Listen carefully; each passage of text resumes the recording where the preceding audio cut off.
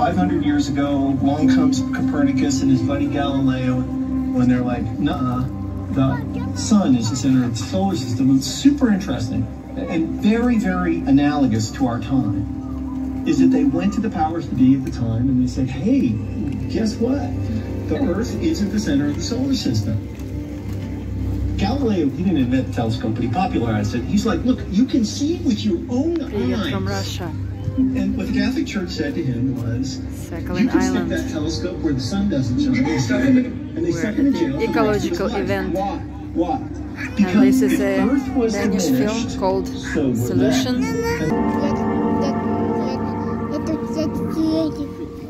Ecological event at the Gorny Vozdukh. Either be our greatest century or our worst. And that's going to depend on the choices we make in the next couple of decades. Such ecological films, give ecological books for reading. You can then loan them from the library. I'll have a look at several of them. Not take action anymore. And there is a because there are issues with our climate, conflicts because of globalization, growing inequality, there are issues with loss of our freedom. And this is happening because we don't have a narrative that makes sense. There is now a collection of the garbage on the mountain, which is already very clean, but it's kind of getting people used to clean practices. Wonders for how you guys come together. The invasion would solve many of my problems in terms of disseminate big history. An invasion by Martians would be really helpful right now. It would be super helpful. Yeah. I mean, the alternative might be some kind of really bad virus. Global pandemic. Yeah. Because global warming isn't fast enough. This is an event sponsored by Sakhalin Energy Company, where I worked several times. Shell and Gazprom company. At least they are trying to be ecological. In Russia it's not yet a habit. So the film is called Solutions. The Danish, the problems. The problems is a key part of this is getting the right diagnosis. What problems we have. And until we get the right diagnosis of the problem, it's very hard to move to solutions. I think only if you look at the history of humanity in the context of the biosphere as a whole, can you really grasp how strange is the moment we live in. Never in 4 billion years since life first began on this planet has a single species had so much power collectively that they can change the entire biosphere. Working in big oil and gas companies, which I will probably continue after working for this guy, my main project. I hope I will work on other projects as well later on. Maybe in an ecological company, maybe in another country. But so far I'm here and want to be useful here on Sakhalin Island. Look how beautiful the very problem that brought this group together, which is a deep sense that we are in a time of dangerous turbulence, and there is, both in this country and around the developing world, a massive amount of social and economic instability. We believe that foundationally it's been caused by 40 years of rising economic inequality, and puts most people in a state of precariousness and insecurity and worry. First of all, you destroy their capacity to invest in themselves, to take risks, to think about the future, to be happy. And when you do that, you get massive political polarization, cynicism, anger, racism, xenophobia, and that, that's what happens before the end. I have to believe that we humans are capable of generating the knowledge and the skills needed to steer us towards a more stable and sustainable and civilized future in which people can live well. I sometimes think I have this nightmare sometimes. You wake up, someone says, "Captain, are you ready to land? We're near to LAX airport." And I wake up and I look at dials and screens on a jumbo jet, and I think, I have no idea. You know, we have to learn quickly if we're to land this thing.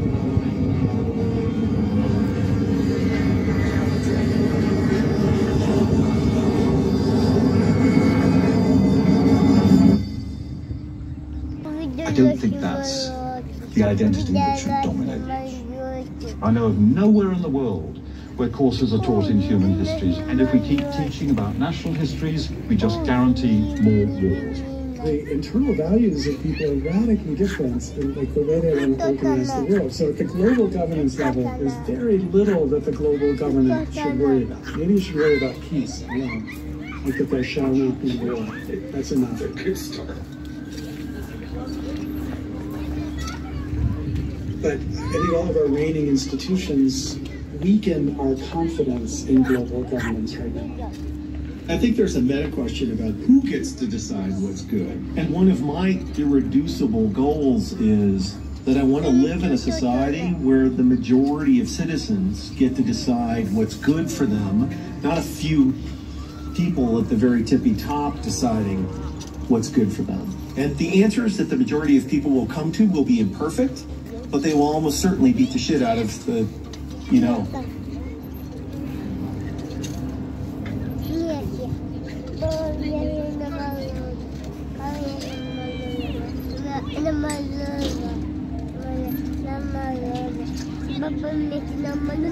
Good is right now.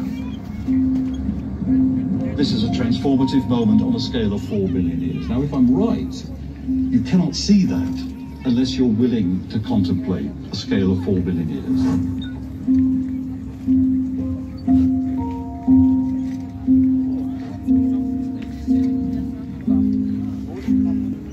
Help you place yourself in the universe. They tell you how you came to be, how your people came to be, how the earth came to be, how life came to be, how the stars came to be. So it's a sort of mapping. It allows you to say, this is who I am, this is when I live, this is where I live, this is the sort of universe that I live in. And that's a very powerful way of thinking about who you are. And as with any mapping, if the mapping is good, then it will teach you what is possible. It's over 300 million years.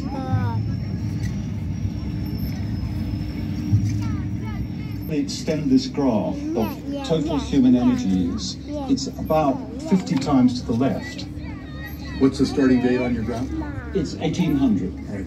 So I think something like 50 times will take you back to the end of the last ice age. Right. And if you imagine that graph, then this spike of total human energy use, how astonishing this spike is. I don't think you can understand modernity without seeing that there's been this staggering bonanza of virtually free energy, which has driven so much of modern change.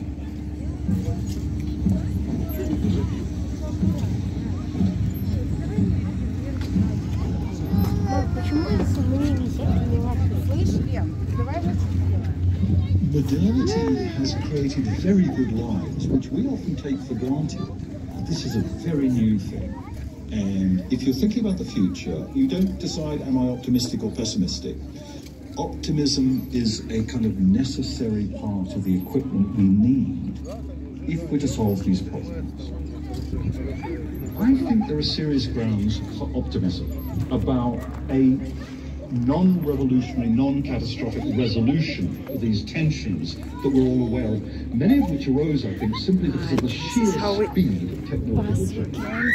We have to say, we know what the challenge is, we have to assume there's a good outcome, there are no guarantees, there may be costs. That's the attitude we have to take. Subscribe to know more. Bye.